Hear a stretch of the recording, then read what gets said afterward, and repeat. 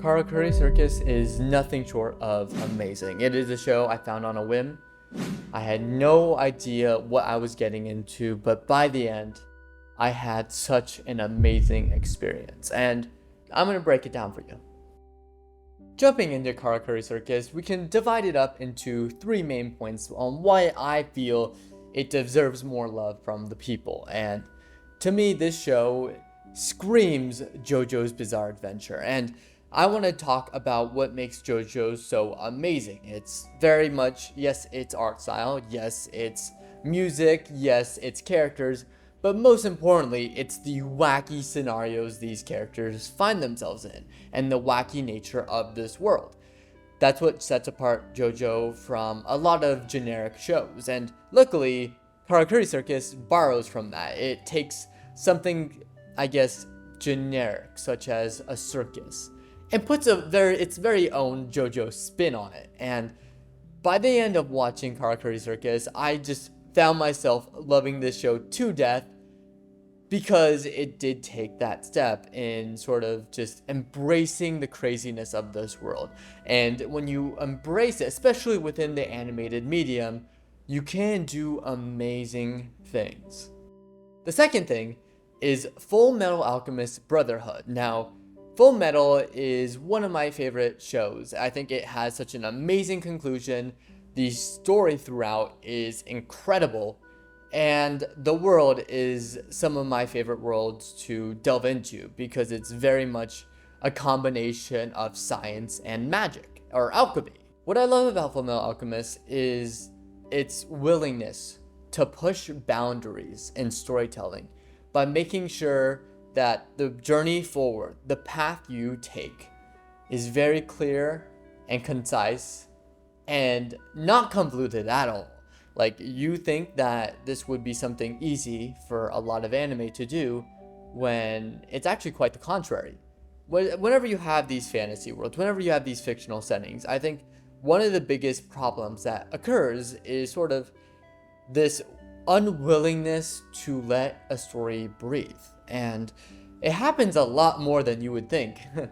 You have shows like, for example, you have a show called Ragnar Crimson airing right now. And as much as I do love that show, the amount of world building they try and cram in to its first episode is kind of annoying.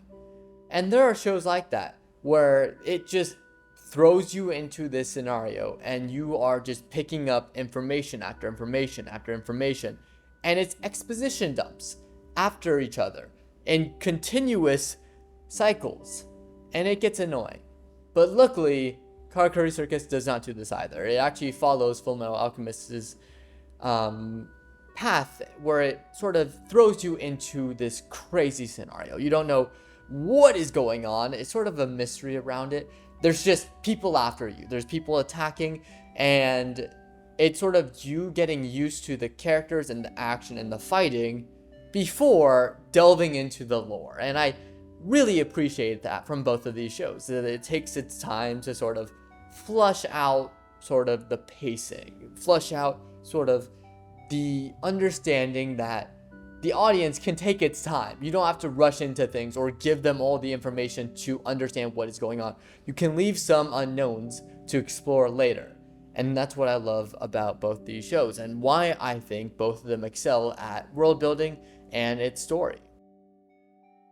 The final thing, and the most important thing, are the character moments. And the character moments are what really makes this show shine the most to me. And the example I'm using is actually a recent show. It's Dragon Quest: The Adventures of Dai. And if you haven't seen that, also check that one out. That's pretty good. I also made a video on it, but I digress. It is important because it talks about what makes characters special and why you follow characters. Now, there are three central characters in this specific story. It's Masaru, Shirogane, and Narumi. And personally, my favorite character of the three is Narumi. Narumi is on the very top of my very long list of Giga Chads, alongside Sinbad, Kamina, and Toto, for just being the best person ever. And when you watch the show from the get-go, you'll see why. He is an amazing character.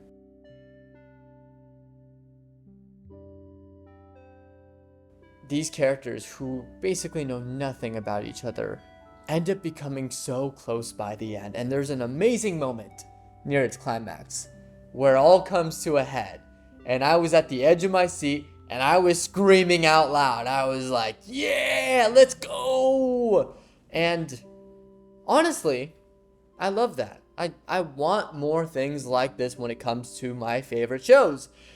And unfortunately, we don't get that now. And it is very sad, but I will say it is alright because this show exists and people should watch it. And that's the end of the video. I just wanted to share my thoughts and gush over the show because I think more people should watch this. And yeah.